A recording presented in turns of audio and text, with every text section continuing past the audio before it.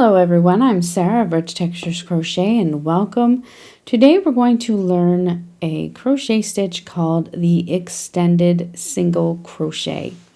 Now this stitch is fairly simple, straightforward to work. It's going to give you a stitch that is slightly taller and not quite as dense as a regular single crochet stitch, but not quite as tall as a half double crochet. So we're kind of falling somewhere in the middle.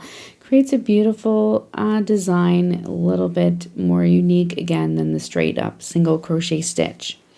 Today for the tutorial I'm going to be using a medium or a worsted weight yarn. This is a Heatherly yarn by We Crochet and Knit Picks, as well as a 5mm or an H8 crochet hook. There are links to these items in the description of this video. Also down in the description, you'll find a direct link to the free written instructions, which are on my website at richtexturescrochet.com. Also down in the description, you'll find a link to my Amazon shop where you will find my crochet stitches book featuring 102 crochet stitches with lots of texture and lots of color. You'll definitely want to check it out. It's available in paperback and ebook formats. So thank you so much for joining me. While you're here, I invite you to take a look around. Don't forget to subscribe. This channel is updated every single week with free crochet patterns and stitch tutorials. Our stitch today is worked in rows. I'm going to be working this stitch in a single color. You can of course mix it up as you wish and work more colors if you wish. I'm going to begin by making a slip knot, and you're then going to work a foundation chain. For this stitch you can use any number of chains. Today I'm going to go ahead and chain 20.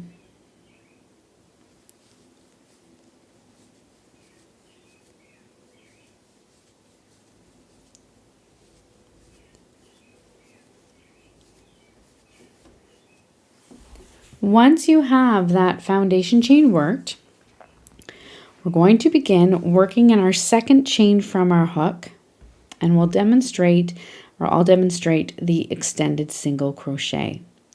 All you're going to do is into that second chain from your hook, insert your hook, yarn over and draw up a loop. You'll then have 2 loops on your hook.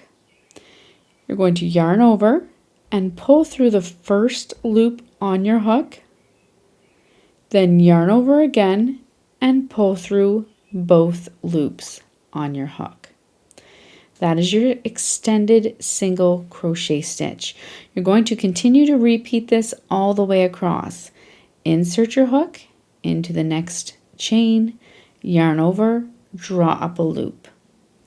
Yarn over and pull through 1 loop. Yarn over and pull through 2 loops. Repeat across. Insert your hook in the next chain, yarn over, draw up a loop, yarn over, pull through 1 loop, yarn over, and pull through 2 loops, all the way across.